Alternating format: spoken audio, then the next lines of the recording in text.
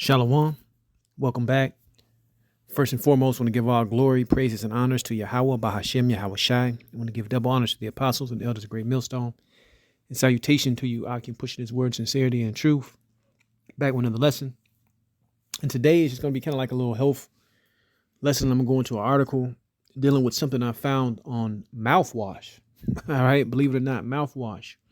Now, if some Ahchyam know this or knew this, good, but I'm guessing some don't know this. What mouthwash can actually do to the body.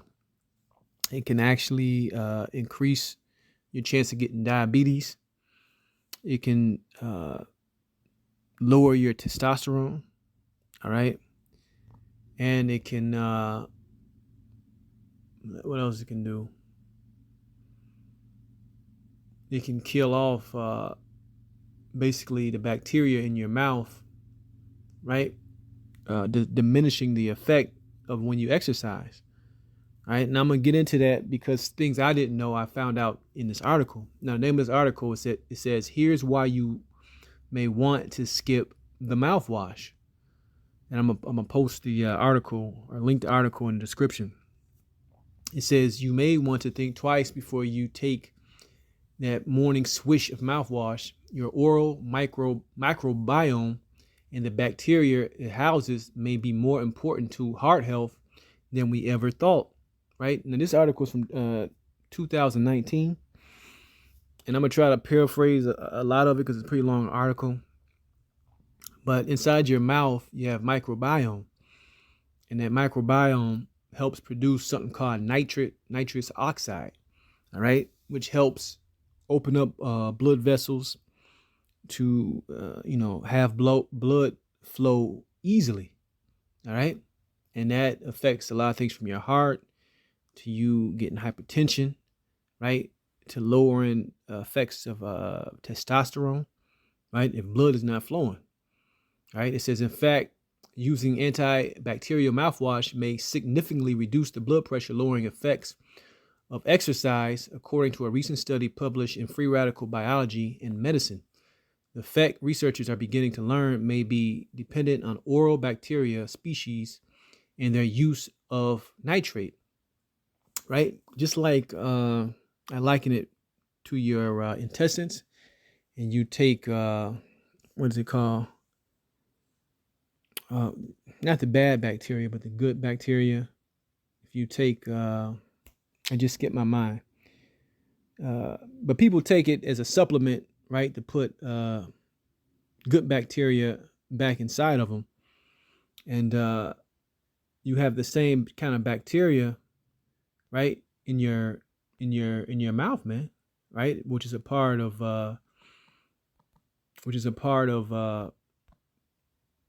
Salakia. The word I was looking for was probiotics. So when you exercise and when you eat certain foods, right, whether it be beets, garlic, right, you green smoothies, those help increase the good bacteria that creates nitrous oxide in the body, right? And when you use mouthwash, which is an antiseptic, it kills everything in the mouth, including the good bacteria, right? People use it for breath, but it kills everything else in the mouth, right? Also, hydrogen peroxide, which I was using, that is also likened to mouthwash as it being an antiseptic, and it kills all the bacteria in the mouth, including the good bacteria, right? So let's go back to this article. It says, and because so many Americans have hypertension, or one in three adults, according to the CDC, use mouthwash, these results carry particular weight. It says, this is important finding for public health because mouthwash is commonly used by the general population, including patients with hypertension. Sales of antibacterial mouthwash and dental rinses products in the U.S. estimate to be over 1.4 billion, noted by the authors. So yeah, a lot of people use mouthwash. They use these things, but they don't understand that it's killing the bacteria within your mouth, man.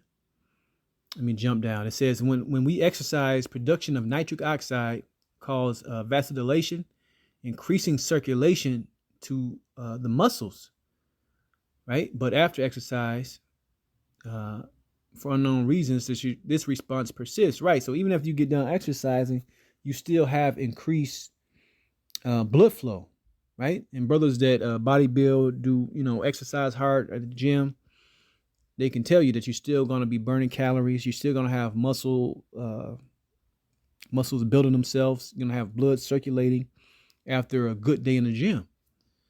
But what this article is going into is saying that oral microbiome, right, that's inside your mouth, when you exercise, that increases and it produces more and more nitric oxide. And if you don't know what nitric oxide, Google that. Like I said, I mentioned earlier, beets, garlic, right? Your green smoothies, your green dark leafy greens. All these plants increase nitric oxide, all right? Which plays a key role in what? Blood flow. Let me see. It says some species of bacteria in the mouth can use nitric oxide to convert into nitrate, a very important molecule that can enhance the production of nitric oxide throughout the whole body. And when nitrate in saliva is swallowed, part of this molecule is rapidly absorbed into circulation and reduced back to nitric oxide. So it works in a circular fashion. But if you take out the bacteria which makes this stuff through that mouthwash, you basically you're shooting yourself in the foot. Because they did a study, and I'm not going to read the study, but they test about 23 adults, 15 men and 8 women, and they had them exercise, right? And then after the exercise, hours later, they would have them rinse their mouth with mouthwash, and they would test their blood, test their saliva, and the ones that didn't take the mouthwash still got the positive effects from that workout, versus the ones that did use mouthwash. It was diminished to up to the number they use, diminished by up to 60%. So you can extrapolate that into the foods we eat, that are supposed to be good for us to create nitric oxide, because that alone does a lot in the body, man, to keep you healthy, especially as we age. All right. So if using that mouthwash is decreasing that by up to 60%, it's something that you really shouldn't use. All right. So basically, you can brush your teeth, you can floss, this, that, and the other, but anything that's an antiseptic, that's gonna kill that good bacteria in your mouth, hey, I would suggest don't use it, right? But I'm gonna grab a couple scriptures, and that's gonna be it. This is Ecclesiastes 38:4. It says, "The Lord have created medicines out of the earth, and he that is wise will not abhor them," right? So there's probably certain herbs, I'm thinking about spearmint, and there's certain other things you can use to freshen your breath that doesn't have to be an antiseptic, that doesn't have to kill the good bacteria within your mouth, right? And also, these fruits, these vegetables, which the elders and apostles and other brothers have been going into more and more. You can always look up the effects of something, and they can tell you right on the internet, man. Hey, Google is your friend. A lot of these things has a lot of positive effects in the body, okay? But if you use that mouthwash after eating these things, guess what? You're going to get diminished results. You are going to get diminished results, Even certain things I use moringa powder. I use beetroot powder, black pepper extract. It's good to have potassium, zinc. These are just naming a few that helps create nitric oxide. And also for older men, something called chrysin removes estrogen from the body, man. All right, it removes estrogen from the body, called chrysin. You can look into that. But let's grab this right here. This is the book of Daniel, chapter 1, verse, let's start at 12. All right. Because this diet that we eat nowadays, everything is polluted, man. To be honest, we need to get the hell out of here. But while we're here, try to eat, better foods, man. And if you can stay away from meat, which is hard to do, especially depending on, who you are, if you need that protein source, this meat is so polluted through hormones and how it's raised, and it's shot up with all kind of things. It can have devastating effects on the body. All right. Also, what is that? The yeast, the carbohydrates. That's why keto. A lot of people have been pushing keto, but it helps for people that are what do they call it? Insulin resistant. But if you are severely overweight, probably doing keto and working out, what will help and benefit you.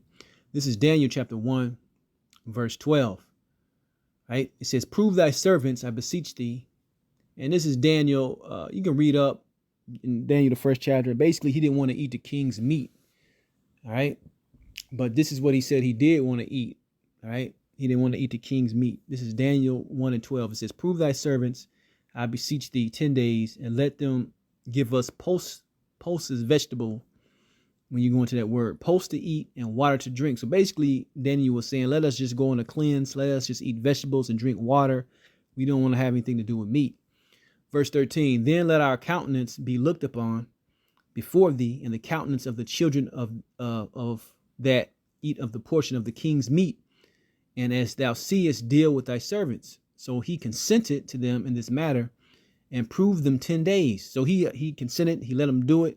All right, let's see what you're saying is true. Verse 15, "And at the end of the 10 days, their countenance appeared fair and fatter in flesh than all the children which did eat the portion of the king's meat," meaning they looked healthier, man. All right, skin glowing, probably detoxed a lot of things, because, when you eat those vegetables like that, they got a lot of fiber, which guess what? It's going to make you use the bathroom. It's going to clear all that stuff out of your system. All right. But like I said, I'm going to link this article so you can read it for yourself in the description. But yeah, if you got that mouthwash, you may not want to keep using that. All right.